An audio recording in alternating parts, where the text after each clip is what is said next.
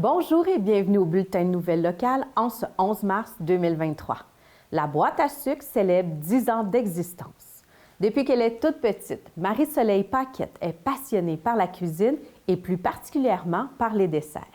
Elle est donc étudiée en boulangerie et en pâtisserie et maintenant, elle vit de sa passion à la maison. Nous sommes allés rencontrer cette jeune entrepreneure fort dynamique dans ses installations. Écoutons le reportage. Moi, j'ai parti en affaires il y a 10 ans parce que ça vient d'une passion que j'avais depuis que je suis toute jeune. Dans le fond, moi, mes grands-mères puis ma mère, c'est des bonnes cuisinières. Puis j'ai tout le temps été avec eux autres aussi dans la cuisine. Ils m'ont intégré jeune à la pâtisserie, le faire de la soupe, faire n'importe quoi dans la cuisine. Puis j'avais vraiment un intérêt. Là. À 12 ans, j'ai commencé à avoir... j'ai fait, dans le fond, mon premier livre de recettes. Je suivais mes recettes. Puis quand j'arrivais de l'école, là, des fois, je me partais une recette de galettes. Puis je faisais ça, j'aimais ça. C'est à partir de là. J'ai essayé plusieurs recettes aussi. Puis après ça, quand c'est venu le temps de choisir mon métier, c'est ça. J'ai décidé de faire mon cours en boulangerie à l'école hôtelière de la capitale. Puis c'est ça. Puis là, je me suis aperçue que j'aimais vraiment ça. Là, c'était vraiment une passion pour moi. Fait que là, j'ai continué là-dedans en faisant mon cours de pâtisserie à Jonquière.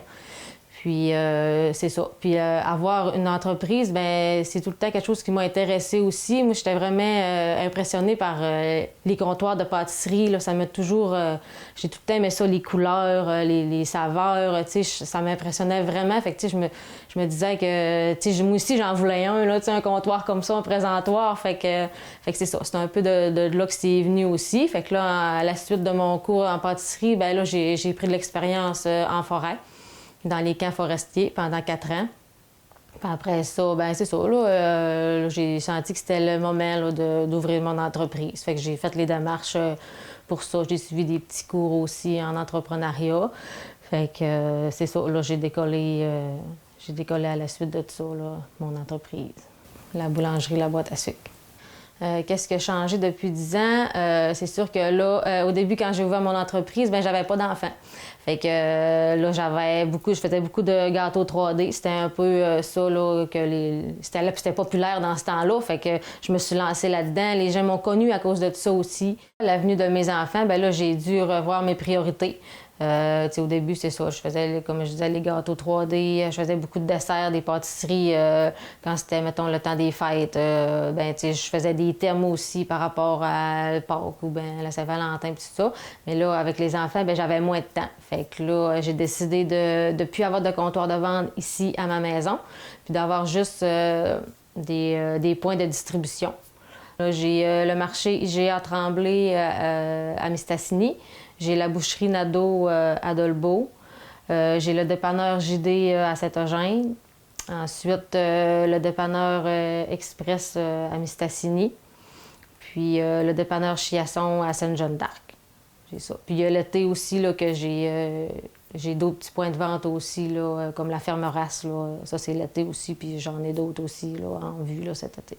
Moi, les produits que je fais, c'est des pains traditionnels. Dans le fond, j'ai le pain de fesses, là, c'est comme un pain de ménage traditionnel, là, comme tout le monde mange, comme tout le monde connaît. J'ai le pain d'épaule 5 céréales. J'ai le pain au fromage aussi, les miches bacon fromage. Après ça, j'ai des brioches au raisin et des brioches au sucre. Là, c'est ça, là, mes produits que j'offre pour l'instant. C'était vraiment les plus populaires. J'en ai fait beaucoup, j'ai fait beaucoup de tests, mais ce qui revenait tout le temps, là, c'était ces sortes-là. Là.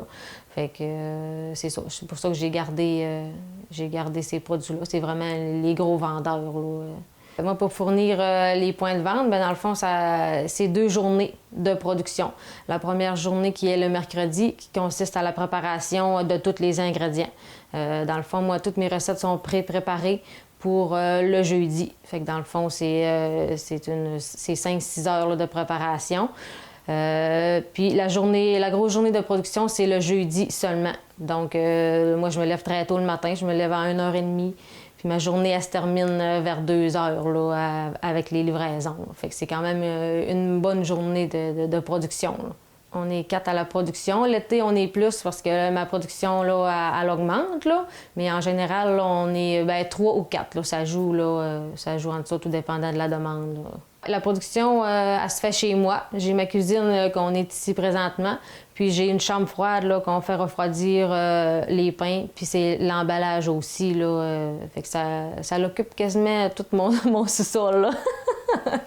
Ouais. Plus tard, là, quand mes enfants ils vont être plus grands un peu, je vais avoir plus de temps. Fait que j'aimerais ça. Tu sais, je m'ennuie de faire des desserts, là, des grosses batches de desserts. Là, ça, je m'ennuie vraiment, j'aimerais ça. Là. Fait que, tu sais, éventuellement, là, ce serait quelque chose que j'aimerais développer, là, plus le côté dessert de la boulangerie. Là. Peut-être bien plus les desserts côté santé. Tu sais, on parle beaucoup de sucre raffiné, de gras trans, de choses comme ça. Mais tu sais, j'aimerais ça, tu sais, que ça soit exempté là, de mes pâtisseries. Là, tu sais, à trouver des belles recettes là, plus santé. C'est ça que c'est ma vision un peu là, pour plus tard. Là.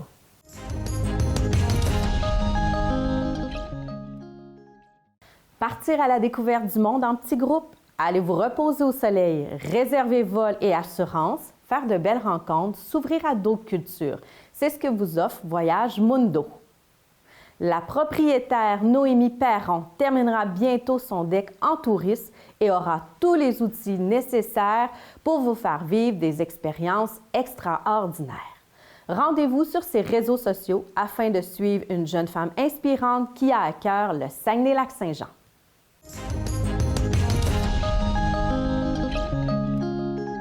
Dans le COVID, j'ai décidé de prendre la décision, j'ai pris la décision de retourner à l'école. Donc, j'ai fait mon DEC en tourisme au Cégep de Saint-Félicien. Je vais finir là, d'ailleurs dans les prochaines semaines. Puis c'est vraiment pendant un voyage, j'ai fait un stage d'un mois au Mexique. Puis c'est vraiment dans mon stage d'un mois au Mexique que j'ai eu la déclic que c'était ça que je voulais faire. C'était ce projet-là que je voulais monter. Donc, une agence de voyage, mais pas n'importe quelle agence de voyage comme toutes les grosses agences qu'on voit. Je voulais vraiment quelque chose de personnalisé, quelque chose d'unique à mon image et tout ça.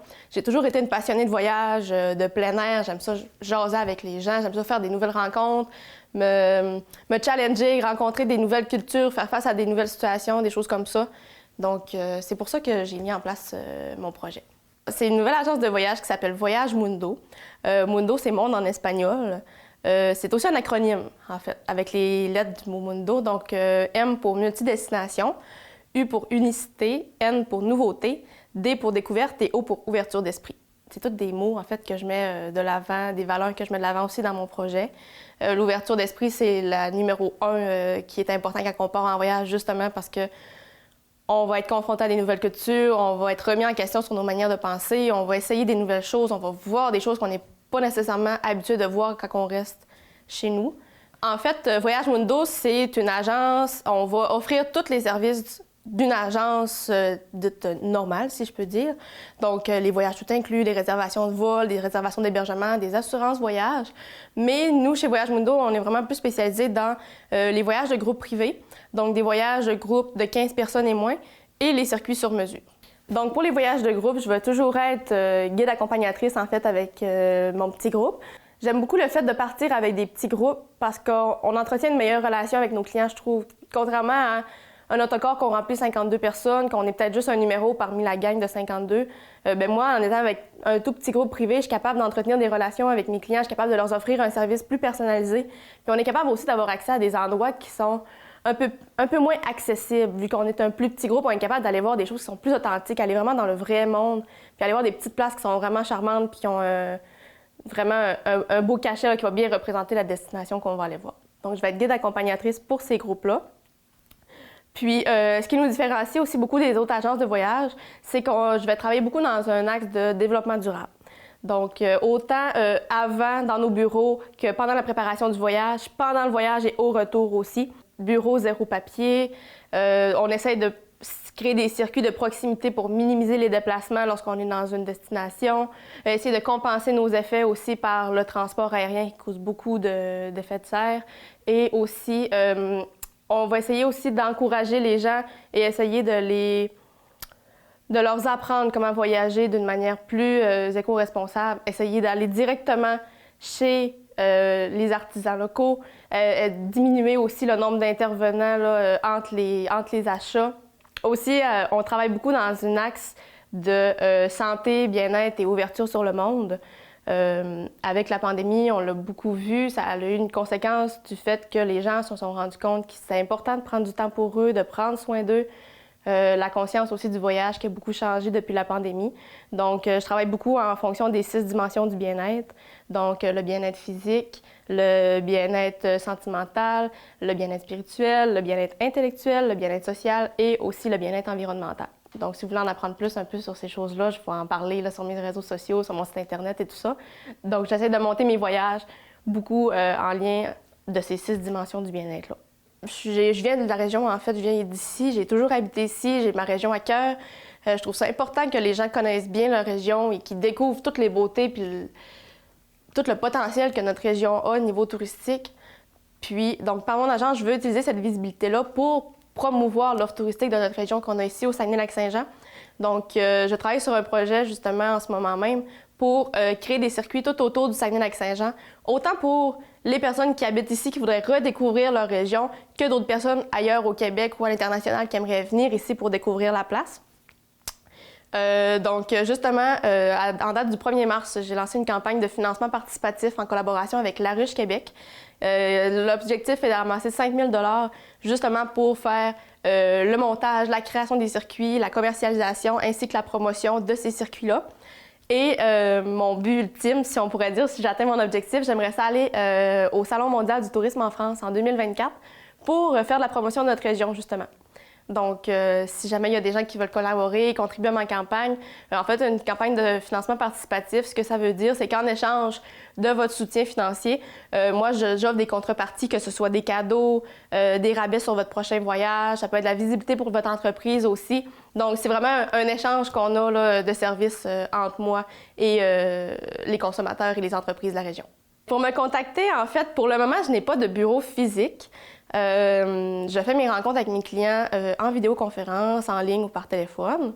Je travaille de la maison pour le moment. Si jamais la demande est là, je verrai peut-être pour l'option d'avoir un bureau en ville ici, peut-être à quelques jours par semaine justement pour rencontrer mes clients qui le désirent là, en présentiel.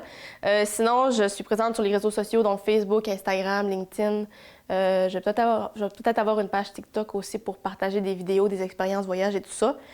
Sinon, par courriel. J'ai mon site Internet qui va être lancé bientôt aussi, là, que les gens vont pouvoir me contacter directement par mon site Internet pour magasiner aussi leur voyage.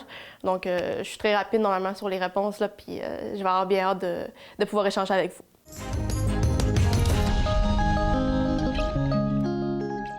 Depuis une semaine, 2 cousines vivent le rêve d'être entrepreneurs. L'univers des petites pattes est maintenant la propriété de Charlie et Marie. Je laisse les filles nous parler de leurs nouveaux défis professionnels et invite les gens à aller visiter l'animalerie sur la 8e avenue à Dolbeau-Mistassini et à les suivre sur leurs réseaux sociaux. Alors, qu'est-ce qui m'a amené à acheter, qui nous a amené à acheter l'animalerie? En fait, moi, j'avais pas de plaisir à mon travail où j'étais avant. C'est un travail beaucoup plus routinier, donc moi, je suis moins là-dedans. Fait que j'avais envie de changement. Au niveau des animaux, c'est toujours un domaine qui m'a intéressée. Même plus jeune, j'ai toujours eu de l'intérêt envers toutes les petites bêtes à 4 pattes. J'ai déjà commencé une technique en santé animale plus jeune que malheureusement, j'ai pas fini. Donc, je me suis en allée vers l'administration. Donc, moi, j'ai un baccalauréat en administration. Donc, je trouvais que c'était un bon moyen de jumeler 2 passions que j'aime, c'est-à-dire les animaux et l'entrepreneuriat. Donc, j'ai vu une opportunité. Je me suis dit pourquoi pas. Et étant maman de 3 jeunes garçons, je trouvais que c'était beaucoup d'y aller, de le faire seule. Donc, j'ai réfléchi à qui je pourrais embarquer avec moi. Et j'ai pensé à ma cousine Marie, qui a un peu les mêmes intérêts que moi. Je te laisse aller. Ouais. Mais dans le fond, moi, je travaillais dans le domaine de la santé. J'étais audioprothésiste. Puis je trouvais ça quand même routinier, là, tu sais. Puis depuis que je suis jeune, je veux une entreprise. Mais là, je me disais, en quoi? Je le sais pas trop. Fait que là, c'est ça. J'étais comme dans ma petite routine. Je me disais, tu sais, il va y avoir un défi qui va se présenter à toi, puis tu le prendras. Fait que quand Charlie m'a parlé de l'animalerie, ben j'ai sauté là-dedans. Puis je me suis dit, on y va. Fait que c'est ça. On a embarqué, puis... On est là aujourd'hui. On est là. Puis, c'est ça, j'ai la passion des animaux aussi, là. J'ai un chat à la maison, puis là, un petit hamster. Fait que c'est ça, tu sais, j'ai toujours aimé les animaux, l'entrepreneuriat, j'aime les défis, j'aime ça bouger, avoir tout le temps quelque chose à faire, fait que c'est vraiment ça qui m'a poussée à embarquer dans le défi. On est venu visiter avant de faire l'achat, bien évidemment. Puis, tu sais, on voyait déjà tout le potentiel que autant la bâtisse a que l'animalerie, que tous les services qu'on peut offrir avec ça, qui viennent avec. Fait que, tu sais, tout de suite, quand on a visité les premières fois, on a appelé une designer, on a tout regardé. Fait que, tu sais, autant les rénovations que les produits, tu sais, il y a tout à améliorer. Tu sais, il y a tout peut toujours s'améliorer, je pense. Là. Mais c'est sûr que d'entrer dans une entreprise qui est déjà là, c'est sûr que c'est un peu intimidant aussi. Là, on rentre, les employés en savent quasiment plus que nous, parce qu'on arrive, là, mais en même temps, ça nous aide beaucoup, je pense. Oui. Ils sont vraiment d'une grande aide pour nous, là, fait qu'ils nous aident vraiment à apprendre autant sur les produits. Le service à la clientèle, les deux, on a quand même une bonne expérience, fait que ça, c'est moins inquiétant, mais sinon, c'est ça, il y a toujours du potentiel. Oui, c'est ça. On a vu le potentiel. On a vu tout de suite le potentiel. Ouais. C'est aussi un service qui est très en demande. Il y a aussi que nous, on veut amener aussi le toilettage, parce que moi, je suis présentement en train de faire ma formation de toilettage. C'est un service qu'il y a déjà eu ici, mais que depuis quelques temps, malheureusement, il ne l'avait plus. Puis c'est aussi un service qui est beaucoup en demande.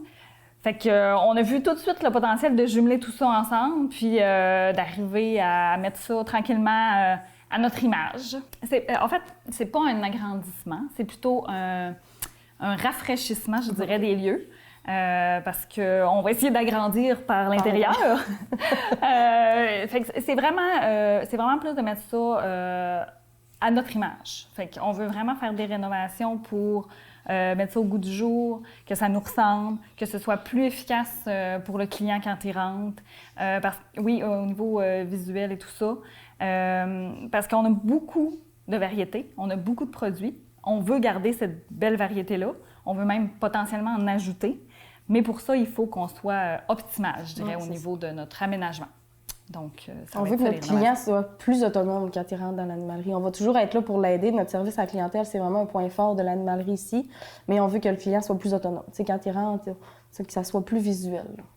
On va vraiment retrouver tout ce qu'on a besoin, que ce soit au niveau alimentation, hygiène, jouets, que ce soit conseil. Vraiment, à l'animalerie, là, c'est vraiment complet au niveau de tout ce qu'on peut avoir besoin là, pour prendre soin de nos animaux, là, que ce soit chats, chiens, rongeurs, reptiles, poissons. En ce moment, on a des oiseaux, on a des poissons, on a des rongeurs. Fait qu'on a hamster, souris. À venir, peut-être cochon d'Inde, lapin. Ensuite de ça, les reptiles. Peut-être, on va développer sur les reptiles, mais oui. Ça reste à voir. Sinon, éventuellement, on a peut-être aussi des idées là, au niveau chat-chien. Ça reste à déterminer. Là. En ce moment, il n'y en a pas. On voudrait vraiment... Tu sais, on veut pas offrir des bébés chiens ou des bébés chats comme ça qui proviennent d'on ne sait pas où. Fait qu'on veut vraiment trouver des organismes qui un genre de rescue là, pour les animaux. Fait qu'on veut comme offrir une deuxième chance à des animaux sans les prendre dans des élevages où on ne sait pas trop d'où ce que ça vient, puis ça fait un peu pitié, là. Fait qu'on veut vraiment que ça soit éthique, dans le fond. Là. On veut donner une seconde chance à des animaux qui en ont besoin. Fait que, c'est ça qu'on veut développer aussi, là, peut-être une petite zone d'adoption pour donner une seconde chance à des animaux qui en auraient besoin. Donc, nous sommes situés au 310 8e avenue à Dolbeau-Mistassini. Toujours au même endroit que les anciens propriétaires. On a une page Facebook, on a tout nouvellement là, une page Instagram. Fait que c'est vraiment là qu'on sort toutes nos nouveautés, toutes les spéciaux, s'il y a des nouvelles choses qui rentrent dans l'animalerie aussi, on tient vraiment ça à jour. Puis même pour nos animaux, on les présente là aussi. Fait que c'est vraiment là qu'il faut nous suivre.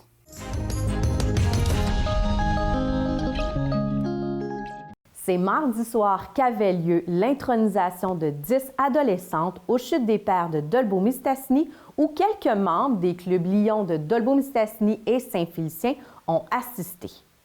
Mais qu'est-ce que le club Léo? Je vous invite à écouter le reportage afin de découvrir des jeunes filles pas mal inspirantes qui ont eu envie de s'impliquer dans la communauté et de former le club Léo.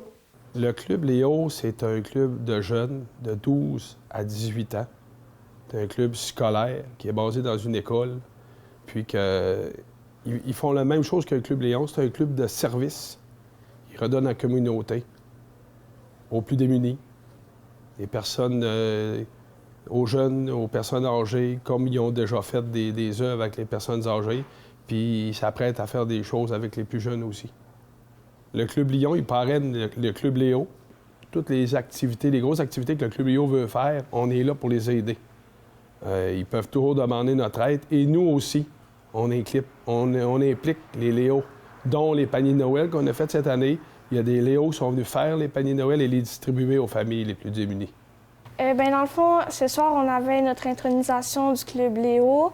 C'était quand même stressant de venir ici avec beaucoup de personnes, mais ça s'est bien passé. Ils nous ont toutes bien accompagnés puis bien accueillis. En fait, nous, on avait eu une rencontre avec la personne qui s'occupe des activités à notre école.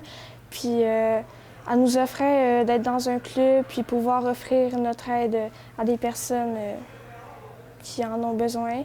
Puis moi, ça m'a tout de suite interpellée. Fait que je me suis dit, pourquoi pas me lancer là-dedans, ça peut être une belle idée. Moi, mes amis m'ont recrutée. Ça manquait des personnes. Puis Aurélia m'a recrutée. Puis ça me tentait aussi. J'aime vraiment beaucoup ça à date. Moi, c'était vraiment m'impliquer avec la communauté, offrir mon aide, puis que ça rende les gens heureux. Moi, ça me tentait d'embarquer avec mes amis. Puis je suis généreuse aussi beaucoup.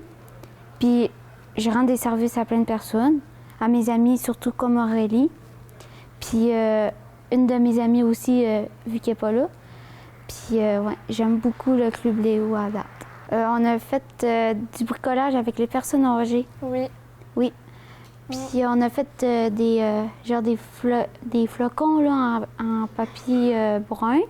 C'était vraiment le fun. Oui. On est venu les divertir à l'Oasis. Ouais. Ils ont adoré ça, puis nous aussi, ça nous a fait chaud au cœur. Oui, vraiment. À la fin, j'étais sur le bord de pleurer. C'était vraiment émotif. Ils ont déjà commencé des activités, puis ils se sont impliqués avec nous. Ce qui a été long, c'est d'avoir la charte internationale qui venait de Lyon International. C'est ça qui est le plus long à recevoir. Il fallait avoir 10 Léo pour fonder un club. Au début, on en avait 8, donc les filles se sont impliquées. Ils ont recruté 2 autres personnes, dont c'est toutes des petites filles. C'est un addon. Les petits gars sont aussi bienvenus, mais pour le début, c'est des petites filles, puis on va grossir avec les années. Il n'y a pas de maximum de membres.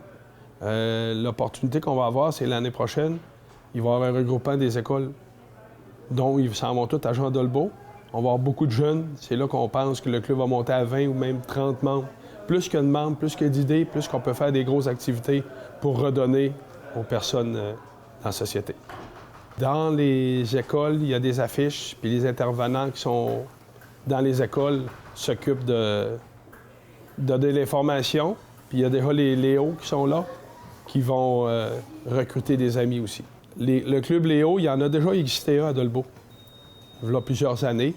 C'était un club qui était civil.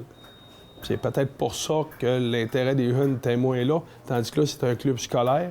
Donc, toutes les activités se font durant les heures d'école. Les clubs Léo aussi, il y en a un à La Tuque, on en a un à Dolbeau, puis il y en a un autre ou 2 au Québec. Il y a à peu près 3 ou 4 clubs au Québec. Puis il y en a partout au monde. Il y en a en Inde, en Chine, il y en a partout dans le monde, des clubs Léo. Il y a des pays qui en ont plus, mais notre but, nous, c'était de décoller un club Léo pour montrer aux jeunes c'est quoi redonner dans la société. Puis moi, mon but premier, c'était vraiment de montrer aux jeunes que tu n'es pas obligé d'avoir une récompense. Au bout de ta récompense, c'est quand tu donnes voir ce que les personnes âgées ou les personnes démunies, quand tu vois dans leurs yeux ce que tu leur donnes, c'est ça notre salaire.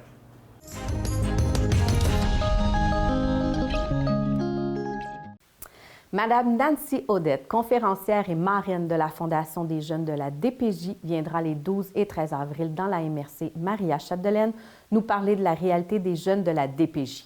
Écoutons le préfet, M. Luc Simard, et la mairesse de Saint-Thomas-Didyme, Mme Sylvie Coulombe, nous expliquer davantage. C'est suite au colloque de la FQM que de cette année, de l'automne dernier, on a assisté à une conférence beaucoup d'élus étaient présents. Ça a touché beaucoup les gens, là, la conférence de Mme Audette. Là, vraiment, là, une conférence qu'on a jugée tellement pertinente, tellement intéressante qu'on a décidé de la faire venir chez nous. Pour mentionner les grandes lignes, c'est qu'on va avoir à la salle de spectacle, là, le 11 avril au soir, une présentation avec des élus, mais des personnes significatives, des professeurs, des gens impliqués dans des comités, dans des organismes. Donc, on aura une présentation à la salle de spectacle. Aussi, on va aller dans les écoles. Donc, on irait le 12 en après-midi à Jean-Dolbeau et le 13 en après-midi aussi, en avant-midi cette fois-ci, à Normandin. Donc, on est à l'école secondaire à Normandin. Donc, vraiment, là, je pense que c'est une belle présence aussi pour sensibiliser à la fois les adultes, mais aussi des jeunes aux problématiques qui sont toutes liées à la DPJ, à la maltraitance, on va le dire comme ça. Et nous, ce qu'on investit dans ce projet-là, ça fait partie de notre plan d'action aussi, il faut le mentionner. Puis on n'oublie pas qu'on a adopté une charte des droits de l'enfant. Donc, c'est un montant de 9 000 plus taxes, plus des frais de déplacement, l'hébergement aussi, là, qui est compris là-dedans, mais c'est un investissement qui est très bien reçu de la part des élus. Je vais laisser Mme Coulombe, là, qui a assisté et qui a été très impliquée dans la démarche aussi, là, en parler. Oui, bien, je trouve ça vraiment important. Puis on pense qu'on est loin de ça, mais je vous donne juste certaines statistiques là, qui parlent d'eux-mêmes, puis nous disent qu'on est une MRC à risque. Parce qu'on a quand même plusieurs jeunes, on parle de 115 jeunes du 1er avril 2022 à maintenant qui ont eu des épisodes d'hébergement. Puis 44 de nos jeunes sont obligés de se déraciner pour aller dans des maisons des familles d'accueil. D'où l'importance aussi là, de sensibiliser nos familles ici, s'il y en a qui veulent devenir familles d'accueil, pour les garder enracinés avec nous. Parce que c'est un des facteurs les plus difficiles là, pour des jeunes de se déraciner de leur famille puis aussi de leur milieu scolaire. Donc, 44 des jeunes, là, c'est quand même beaucoup. Puis des fois, ils vivent ailleurs, donc ils ne reviennent pas en région. On se dévitalise aussi. Donc Mme Audet, elle, en tout cas, elle est très touchante parce que c'est quelqu'un qui a vécu la DPJ. Donc, rien de mieux que pour sensibiliser là, les gens. C'est ce qui complète le bulletin de cette semaine. Si vous avez des nouvelles à nous partager, n'hésitez pas à communiquer avec nous. Pour plus d'informations locales, abonnez-vous et suivez-nous via notre page Facebook.